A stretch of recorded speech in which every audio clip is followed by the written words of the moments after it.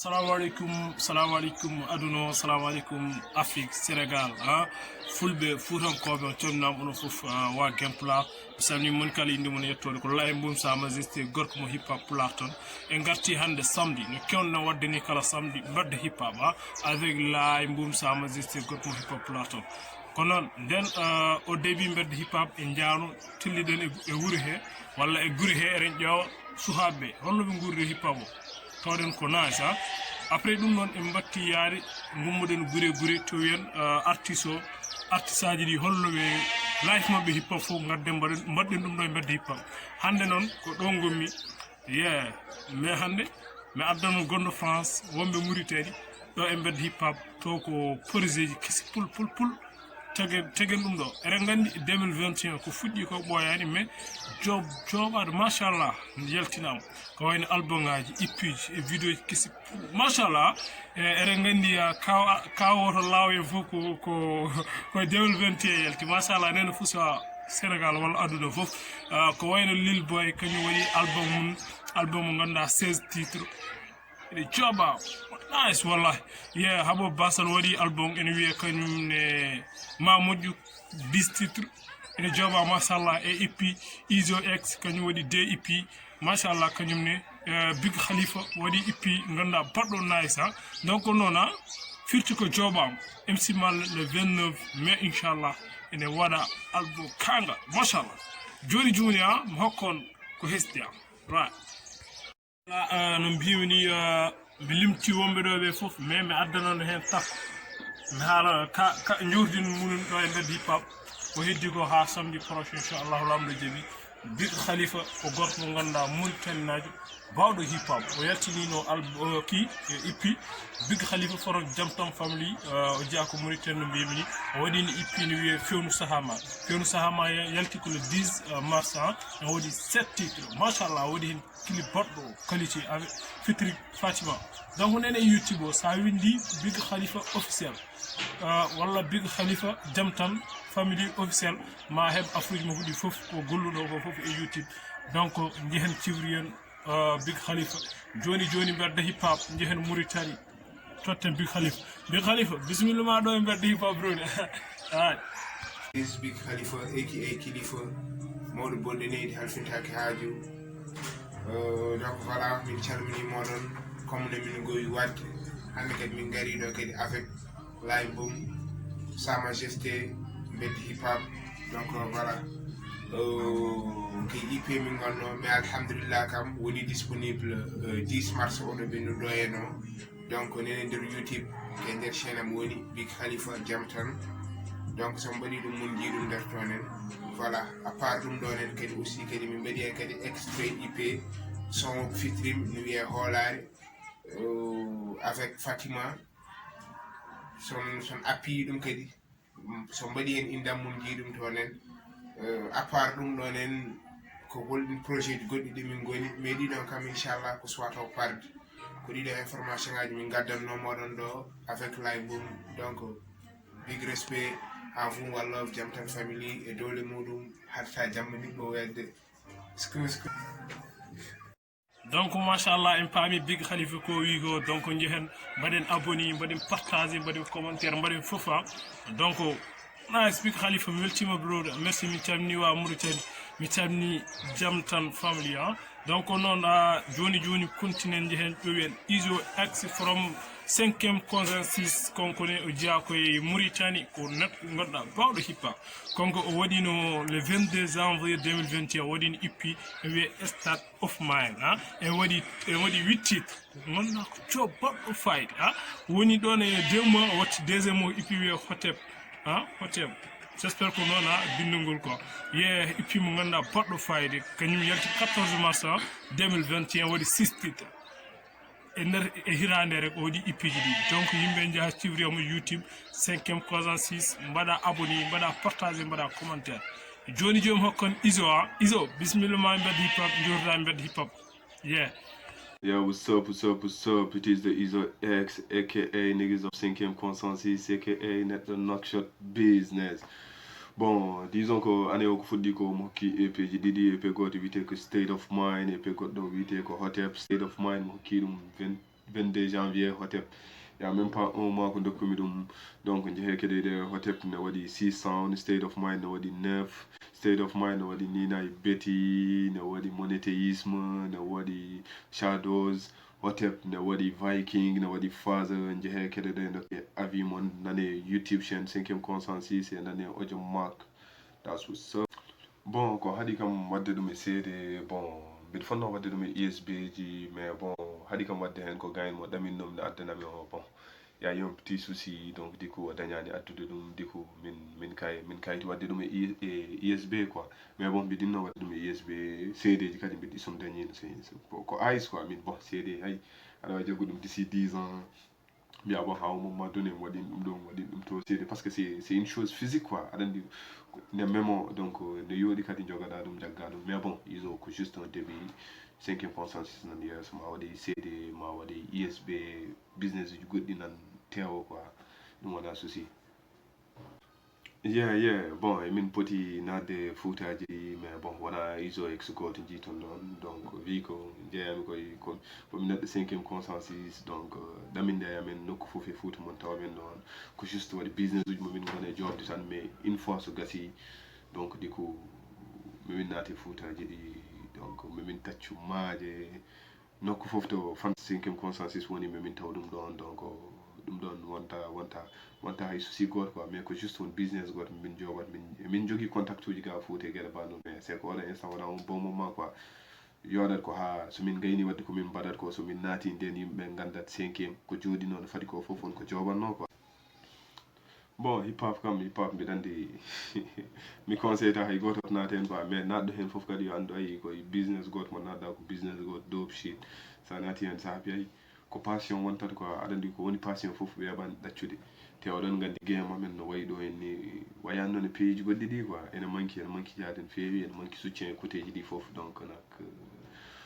ko business goto dabbo quoi ko business goto dabbo heɗete tan ko ɗo e fuutaji donc du coup ne manque médiaji ne manque gueɗe goɗɗe ne manque aide uji kadi ben instant hay sino min mbiyani noon mais bon on est des MC on est des musiciens min jiɗi de temps en temps yimɓe ne jaggue business uji amen mais bon ko wayani noon mais on se maintient quoi vi ko passion tan donc on continue à fond bon mi anda taw ko chance mbiyammi ɗum o goɗɗum mais minen min jaayi famde hip hop quoi min jaayi famde ɗum donc iso ko ɗum ep goto ep ji ɗiɗi wona hay hunde quoi gandude hip hop foof ne andi ɗum ɗon ɓooyi wadde wona hande fuɗɗite wona hande gasata donc nak ko tagui iso ne waɗi ep goto ko tagui ɓeyi to mbatta ɗum sa ƴeewi c'est des choses insensées et puis guys uji ɗi mon foof nane business uji et puis yimɓe sene gondi aɗan ko woni muhim ko hakkude mon tan waɗi peace tan waɗi consensus ko heddi ko foof yimɓe ko mbiyata ko ƴette tege ɗum non tege ɗum ne iso nane ep jazz nane ep jihad nane ep donc mon ji business uji goɗɗi taw wona ɗi ɗon quoi et puis 5e consensus so itti wonat ɗon wonat off quoi ɓennes ni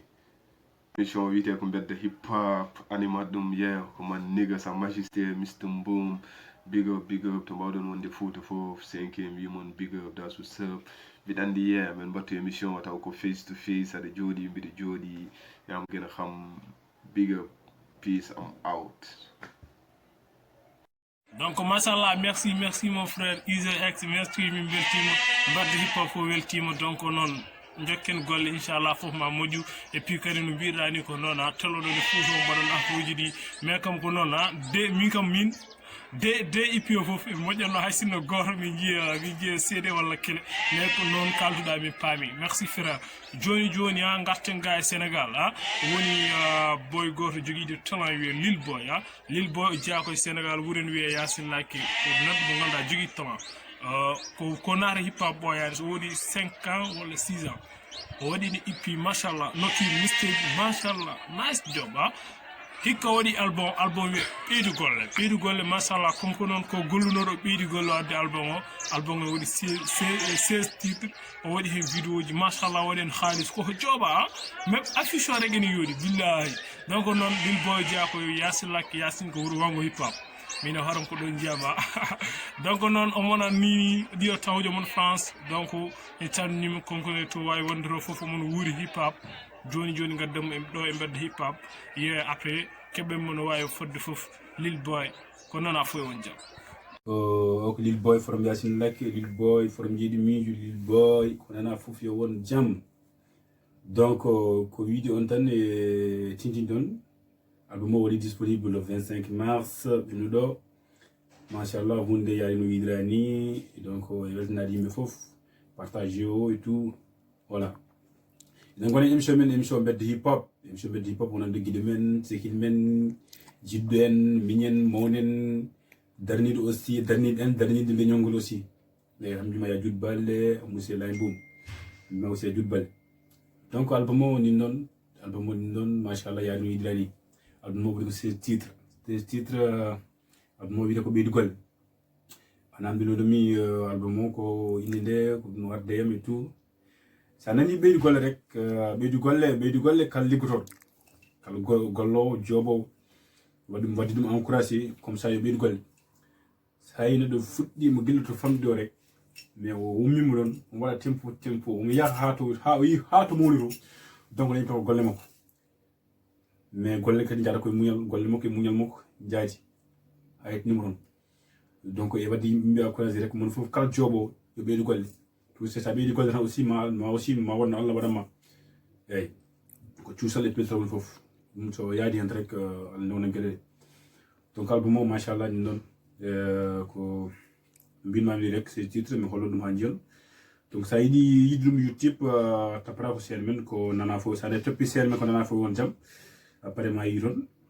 album o ɓeydi golle malla mbaɗa album Lil Boy ɓeydi golle donc sa tappi ɗum rek ma yi ɗum bo YouTube album o nini donc kañum wonɗo ces titre o wonɗo donc image album o Lil Boy ni noon ɓeydi golle et tout ni noon sawdi album Lil ɓeydi golle sinon mbaɗa scène men ko nana foye won jaam ma yi toon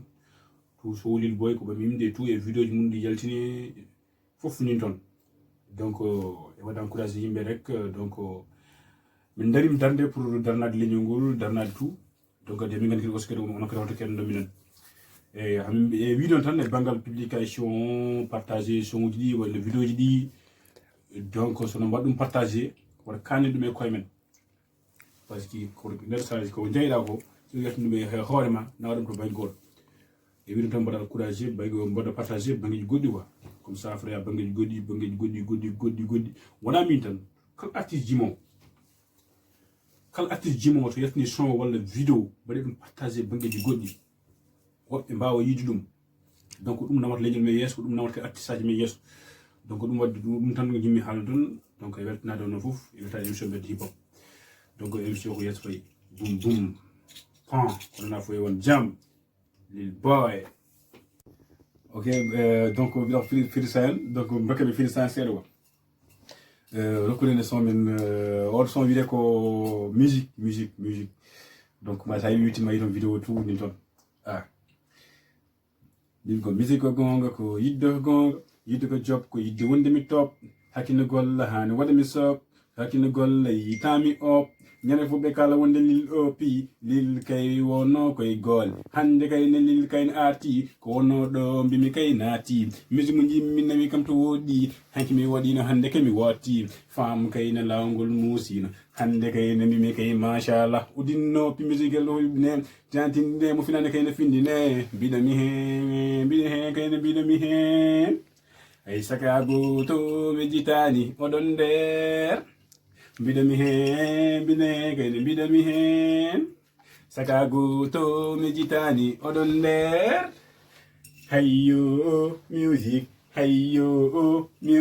musique mo jimmi ene addami miijo musique mo jimmi ene addami koye musique mo jimmi ene addami jot musique mo jimmi mbiɗa jaggi hen jiiɗo kay ene jaggi en gaño kay so yiiɗi jagga en Yeah, merci Lil Boy, merci.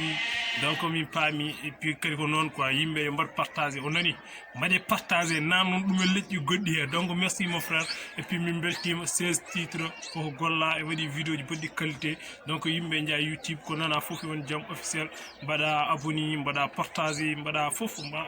wat quoi donc projet ji mo kallen ɗi fof nene plateforme uji fof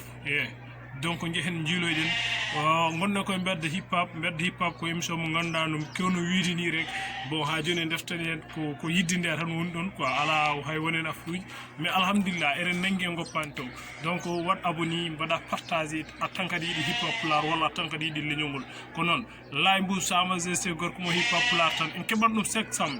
samedi inchallahu rabbi ko noon eɗen wawi gongol inchallah keɓen haɓoɓe basal konngone koye album mabɓe ɓe gummi album ene wiye ɓeydu golle ɓeydu golle ko noon non ma moƴƴu ɓeydu golle jeeyno ɗum ko Lil Boy donc noon mburu fof ko fari mbaɗɗo hip hop avec Laye Mboup Sama GC chaque samedi inchallahu rabbi gawɗo bewɗo woni caggal hande to Cameroun